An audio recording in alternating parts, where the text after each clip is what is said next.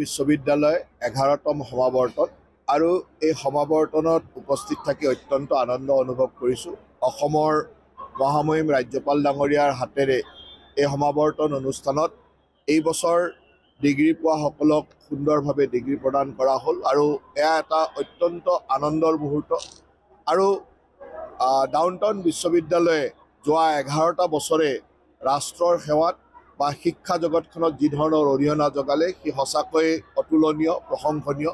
আৰু বিশেষকৈ এটা সুন্দৰ গ্ৰীণ কেম্পাছ, সুন্দৰ পাহাৰৰ মাজত সুন্দৰ ঘাঁহ বনেৰে এটা সুন্দৰ কেম্পাছ আৰু এই প্ৰাকৃতিক পৰিৱেশৰ মাজত 8,000তকৈ অধিক ছাত্ৰ ছাত্ৰীৰ শিক্ষাদানটো সঁচাকৈ ডাউনটাউন বিশ্ববিদ্যালয়ৰ এটা আদৰ্শনীয় পদক্ষেপ। আৰু মই ডাউনটাউন বিশ্ববিদ্যালয়ৰ আচাৰ্য, উপাচাৰ্য আৰু ইয়াৰ লগত জড়িত সকলো পৰিয়ালৰ সদস্যকে ধন্যবাদ জ্ঞাপন কৰিছোঁ আৰু আশা ৰাখিছোঁ এই বিশ্ববিদ্যালয়খনৰ উত্তৰোত্তৰ কামনা কৰিছোঁ আৰু সদায় ডাউনটাউন বিশ্ববিদ্যালয়ে অসম তথা ভাৰতবৰ্ষৰ নাম, বিশ্বৰ নাম জিলিকাই ৰাখে। বিশ্ববিদ্যালয়ৰ একাদশ শিক্ষা সমাৱৰ্তন সমাপ্ত হ'ল আৰু এই শিক্ষা সমাৱৰ্তনত আমি 1610জন ছাত্ৰ ছাত্ৰী আৰু PhD স্কলাৰশ্বিপ ডিগ্ৰী প্ৰদান কৰিলোঁ।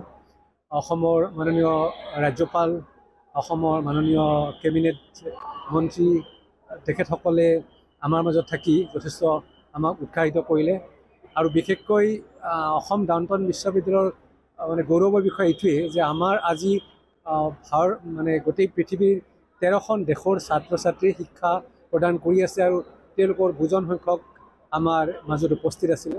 অৱশ্যে তেওঁলোকৰ এতিয়ালৈকে ডিগ্ৰী হোৱা নাই, বিশেষকৈ আফ্ৰিকান কাণ্ট্ৰি ছাত্ৰ ছাত্ৰীসকলৰ আৰু এবছৰ পিছত ডিগ্ৰী পাব।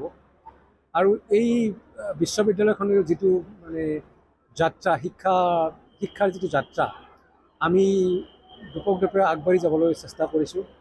এই বছৰ আমাৰ NAAC এক্ৰিডিটেশ্যনৰ কাৰণে আমি চেষ্টা কৰিছোঁ ভাল ফল পাবৰ কাৰণে। এইটো প্ৰচেছ আৰম্ভ হৈ গৈছে আৰু আজি মুঠতে গোটেই পৰিৱেশটোৱে, যিটো আপোনালোকে আমাৰ এম্ফি থিয়েটাৰ দেখিছে, আগতে চাগে আপোনালোকে দেখিছিলে ইয়াত কাভাৰ নাছিলে, এতিয়া ইয়াত প্ৰায় 4,000 ছাত্ৰ ছাত্ৰীয়ে বহি মানে ফাংচন কৰিব পাৰে বা ডিগ্ৰী ল'ব পাৰে। এনে সুন্দৰ পৰিৱেশ এটা সৃষ্টি হৈছে। যোৱা এমাহৰ ভিতৰত আমাৰ 1610জন ছাত্ৰ ছাত্ৰী, বহুত আণ্ডাৰ গ্ৰেজুৱেট, পষ্ট গ্ৰেজুৱেট আৰু PhD ডিগ্ৰী হেৰি কৰিছে।